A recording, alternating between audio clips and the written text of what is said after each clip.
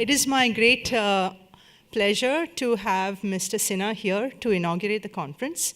And I request Ajay Shah to come and do an introduction for Mr. Sinha.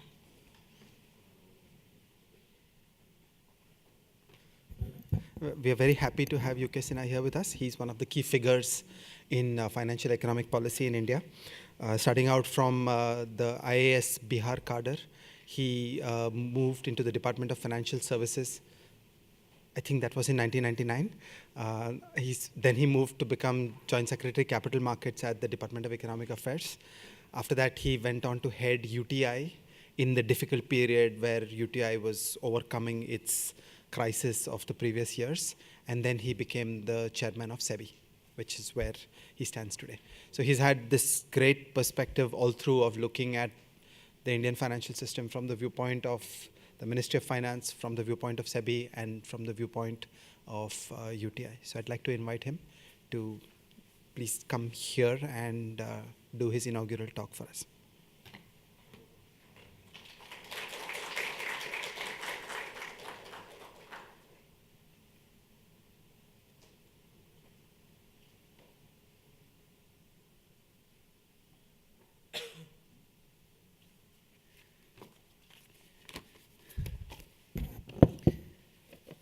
Good morning, everybody. I'm extremely happy to be here on this 5th Emerging Market Finance Conference. I'm finding that over a period of time, this conference has actually gained in stature. And in this current session, you have a very impressive list of international and domestic speakers. What really enthuses me is the wide-ranging topics that you have got for this conference, some of which are of matter of extreme importance to us in SEBI. For example, this discussion which you are having on high-frequency trading and the market quality and systemic risks associated with it, and the topic on impact of regulatory hurdles. The word used is regulatory hurdles in algo trading. And then there are papers on bankruptcy and corporate governance. I'm sure after the deliberations are over, we will have an occasion to interact with Susan, Ajay, and other organizers and try to find out how we carry forward some of the recommendations and findings that you have in this conference. Talking of India, I would like to bring about 3-4 important perspectives about the Indian market as we see it today. One important thing I would like to begin with is that while there is a lot of enthusiasm, a lot of optimism after the change of government in May this year, we are finding that the cycle of investments has not yet begun. The capital raising, we are not seeing any significant improvement. And if we go back to the previous 4 years, we'll find that in those 4 years, corporates had made a plan to raise capital. They wanted to make investments, but almost $13 to $14 billion worth of capital raising intention was somehow left midway. They filed their papers with SEBI, but then they decided that it's not the right time for them to raise the money, and they just dropped the idea. That has now stopped. So I do not see people filing their draft red herring prospectus and then trying to withdraw it or allowing it to lapse. We are seeing some activity on the M&A front, but so far as capital raising from the primary market is concerned, we are hardly seeing any activity. In fact, this year so far, this financial or even this calendar year has been one of the lowest in the last several years. So we in SEBI are naturally concerned about, is there anything that SEBI can do? If there are larger macroeconomic issues, we in SEBI can't do much about it. But if there is anything we can do, are there any improvements required in our regulations, our procedures? And some of the measures which we have taken, I'll like to narrate just a few of them. One is that in the period prior to 2013, almost two-thirds of the IPOs which happened in this country, they were trading below their issue price for a very long period of time. Not only that, even after adjusting for the general decline in the market, two-thirds of them were trading way below the issue price, even after adjusting for the decline. So we have tried to bring about certain amount of transparency in the disclosures. We have tried to bring about certain obligations on the merchant bankers. For example, now we have a standard disclosure for merchant bankers, a standard due diligence for merchant bankers. They have to keep the due diligence ready for inspection up to the next 3 years and things like that. We have also started, and we are very close to finalizing what is we call the electronic IPO. The idea is that the infrastructure which is available on the secondary market, how best we can use the same infrastructure for the primary market. We have also permitted, and that part has been reasonably successful, that is offer for sale on the stock exchanges. That mechanism has been well utilized, particularly in the disinvestment program of the government. But being concerned about this trend of no or very insignificant amount of capital being raised, we also started an experiment with regard to the small and medium enterprises. And in the past also, 2004, again in 2009, certain experiments were made. So we started with another one with some relaxed criteria in 2012. And I'm happy to tell you that this SME platform, which is running both in the National Stock Exchange and BSE, have been reasonably successful. 88 companies have got listed there.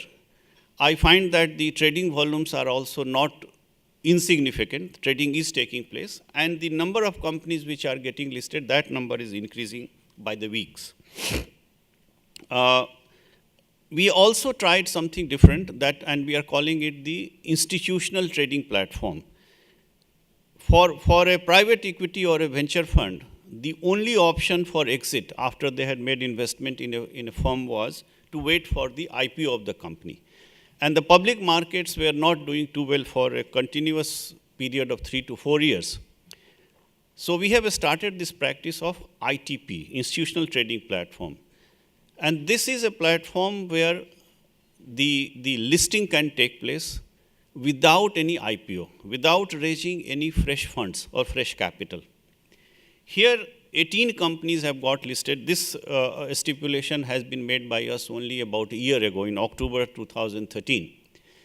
And I'm finding that this is being well utilized by venture capital funds or other institutional investors if they want an exit. And obviously, in order to safeguard the interest of the small investors, we have placed some restrictions. For example, the minimum ticket size here is rupees 1 million. And the disclosure requirements or the cost of listing has been substantially reduced through this mechanism. I hope that over a period of time, we will be seeing more and more activity in this.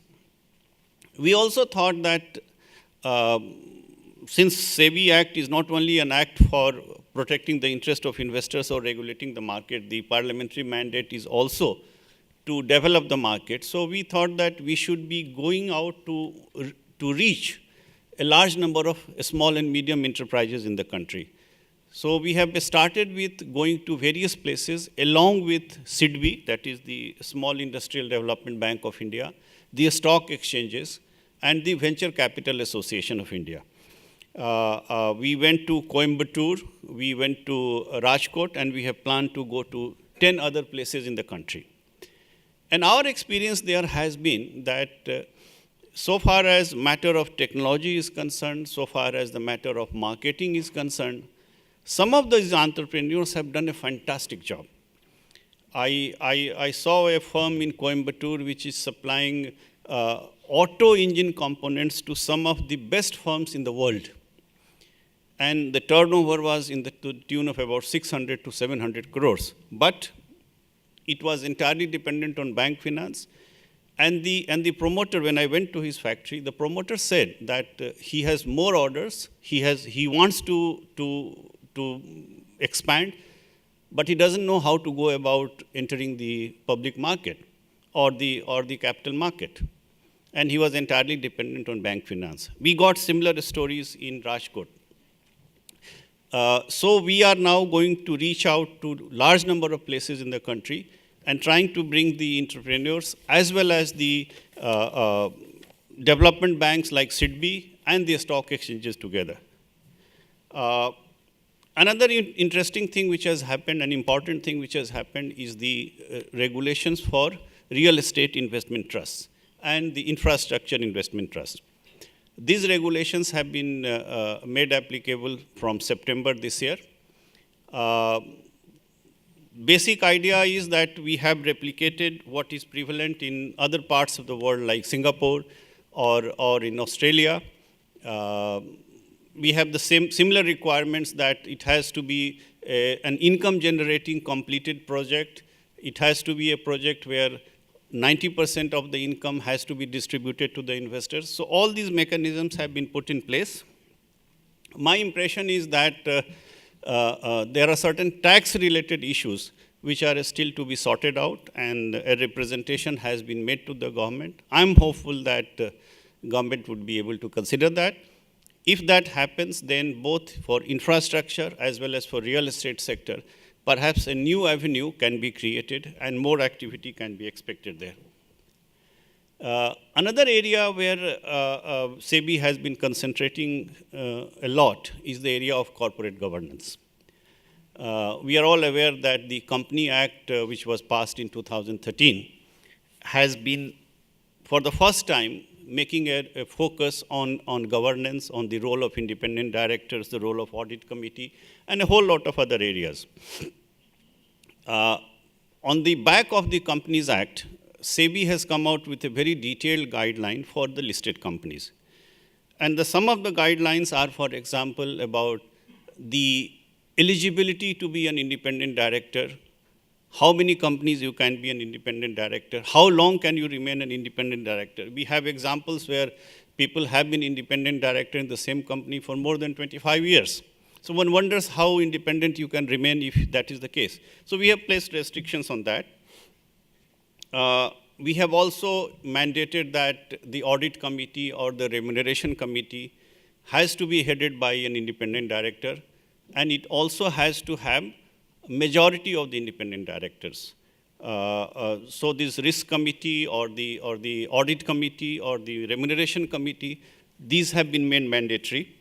And the real focus has been on the area of related party transactions. We have several examples in this country of abusive related party transactions. Many of them were not even getting reported. When I was working on the other side and in an asset management company, we had examples where, as institutional investors, we protested, we raised the issue, but even when all the mutual funds got together, our motions were defeated and the motion was carried out. And I must also clarify that the perception that such activities are generally done only by promoter-driven company is not entirely true. I have examples of multinationals also doing something similar. So it was a real issue for us, and we have taken some action on related party transactions.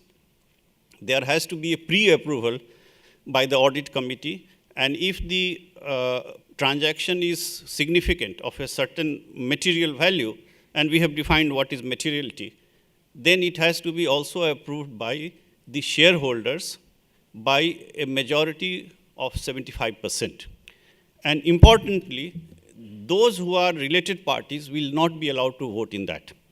So non-related parties, by a special resolution, have to approve all significant or material related party transactions. I'm happy to tell you that in the month of October, the World Bank has come out with a report on ease of doing business. And in that report, India has slipped down further from the rank which had earlier. But there is one component in that report, and that is with regard to shareholder protection. And in that area, India's ranking was 49 in the year 2012. In 2013, the ranking went up to 34.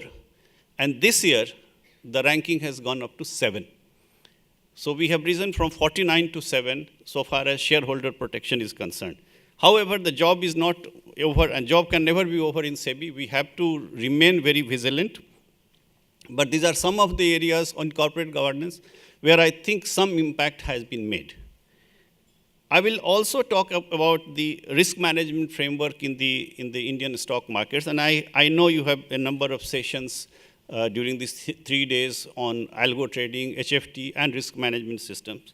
And I'm also happy to acknowledge that Professor Verma is here, who is heading our advisory committee on these matters. And he has been very kind with his time and his suggestions. Since 2012, while the earlier system has been in existence, since 2012, we have also started a check, which is the pre-trade risk control. That has been started from 2012. The order level checks and the value limit per order, those things have been provided. We also have provided for dynamic price bands. We came out with a regulation for stock exchanges and clearing corporations in 2012. And those regulations have brought out clarity in the minds of people about the governance structure of the stock exchanges and clearing corporations, their roles and responsibilities, their ownership structure, and things like that. I would like to mention one particular development which has happened in this year, and that is creation of what we call the Core Settlement Guarantee Fund. And I will be happy if during these deliberations or later, some evaluation is done or some comments are made so that we can start pursuing if there is any further change required in what we have done. The Core SGF, the concept has been also guided by the principles of financial market infrastructure, where one important concept was highlighted, one important problem was highlighted to us, is that the earlier system had theoretically a situation where there was completely undefined liability on a broker-dealer. Because if some other dealer had defaulted, technically the amount deposited by any other broker could also be called in. So this undefined, indeterminate exposure was also part of the problem. What we have done now is to create a core settlement guarantee fund against which there is no exposure. And this is a fund which is unconditionally available in case of a problem. We have allowed for and we have provided for a stress testing. We have provided for reverse stress testing. We have also provided for a minimum required cash, and all those have been defined and determined in a very systematic manner. And we have also provided for a default waterfall, so that in case of a problem, what is the waterfall from which we will be getting, where will we go for the first time or the second time, in what order it will happen. I'd like to assure all of you that very serious consideration with experts led by Professor Verma have gone into these issues. However, I also acknowledge that there is need to continuously look at it and assess it, and I will be very happy to hear any further advice on this matter.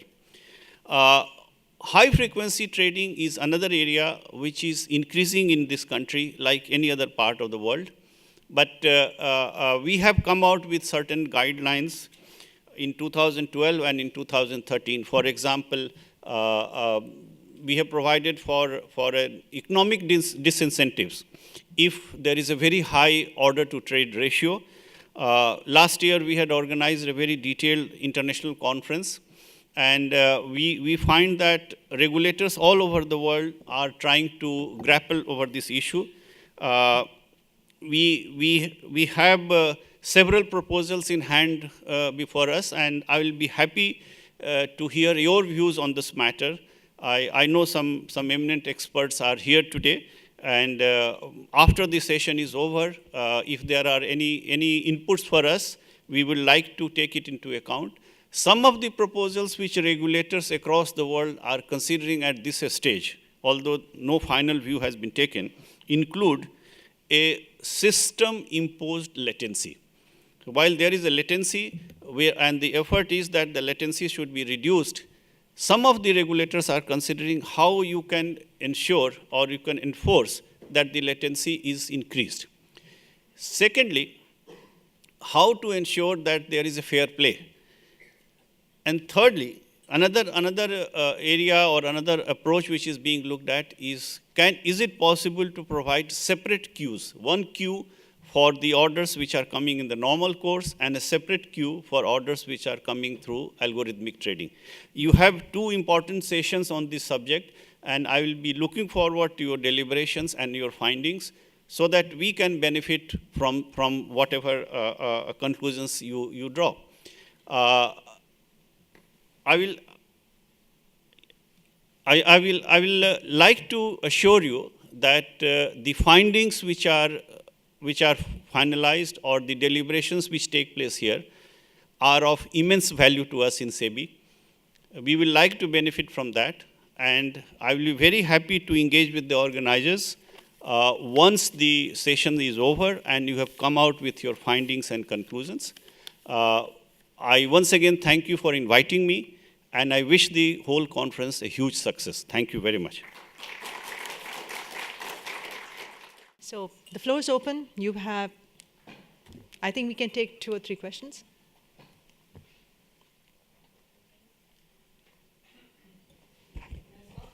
Sure.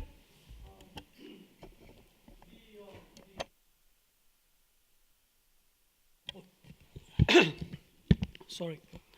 Ki, it might be useful if you just introduce yourself. Hi. Hi, I'm Venki Panchvikesan. I'm at IIM Bangalore. The question that I have for the chairman is, there is a lot of stuff going on in the US. For example, there is a pilot that is right now in progress about trying different methods to slow down high-frequency trading. And I was wondering whether you had any thoughts on those pilots and whether there is anything similar to that. And you had suggested having 2 queues. Is there any sort of background research that's being done? Because in the US, what's happening is that these pilots were introduced with the academics behind them to help set up the experiments. So I'm just wondering whether you had any thoughts. We are examining a number of possibilities. I gave you 2 examples. One is about having 2 separate queues, and the other one was regarding having a separate system whereby you can introduce some extra latency by way of regulatory requirement or a stock exchange requirement. We have not yet been able to finalize our recommendations. We have introduced things like having a system audit every 6 months. We have introduced things like stock exchanges being satisfied about the quality of the algo system that has been introduced and whether they are capable of finding out whether there is anything wrong going on in the algo. In fact, this matter has been discussed in IOSCO, and all the regulators across the world are of the view that let us look at what social or economic purpose this particular thing is serving. If you will look at the basic purpose behind the market, then we come to a situation where what are you gaining by placing orders at microseconds? And if there is a delay by a microsecond, then you think that you are losing. And also there are 2 other dimensions. One dimension is that the starting argument all over the world has been that these things will bring in liquidity, and liquidity is important. But there have been examples, including the findings after the 2000 crash in the USA, very clearly holding that when there is a crisis on the other side, when there is a market going to be dried up, the same set of people, the same set of operators help in exceeding that problem, exacerbating that system. The liquidity dries up much faster when there is a problem. So the whole argument that this is required for liquidity, there are findings against that in case of a crisis. And the second element is, and there are books written about it, some very interesting books have been written, that is there a fair play, is there equity in this? So a time has come, and it's not only something concerning SEBI, all over the world the regulators are seriously looking into it, that what reasonable checks can be applied so that the larger system is not affected. At this stage, we have not been able to finalize our recommendations. When we do that, we will let you know. Mr. Golay? No. I have a question regarding this underpricing of the issues. And then later I have a suggestion. But before that, see, underpricing is not only a problem in our country, but overseas also. Once the issue is coming to market, then prices are down. Take the last week's case, the sale, offer for sale. Now the price is lower than the issue price. But here the conflict of interest is between the investment banker, issuer, and then the investor. They are having their own interest. The conflict of interest is there.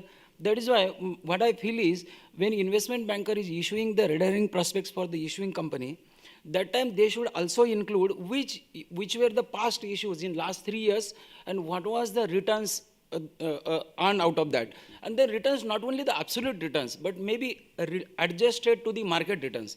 Just like, if you see sale, the returns are lower than the issue price, but if you adjust for the market, those are positive. And then now around 100,000 crores of issues, means, this divestment plan are in a pipeline. Suppose this message goes that the sale is not doing well, then why do invest for the other government IPOs? So there is why maybe some education, learning, or maybe, red herring prospects, somehow this should be cleared. Instead of a Thank you. absolute, it should be taken as a relative or adjusted. Thanks.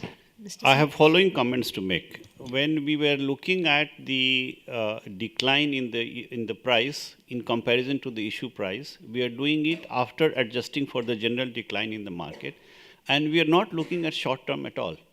We are looking at periods 3 months, 6 months, 1 year.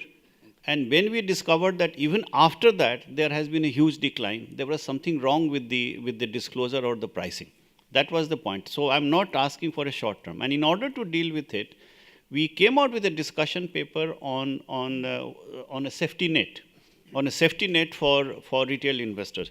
But we were hugely criticized for coming out with the concept of a safety net in the equity market, and we felt that we should not go down that path. So what we have done now, exactly what you are suggesting, that the track record of the merchant banker.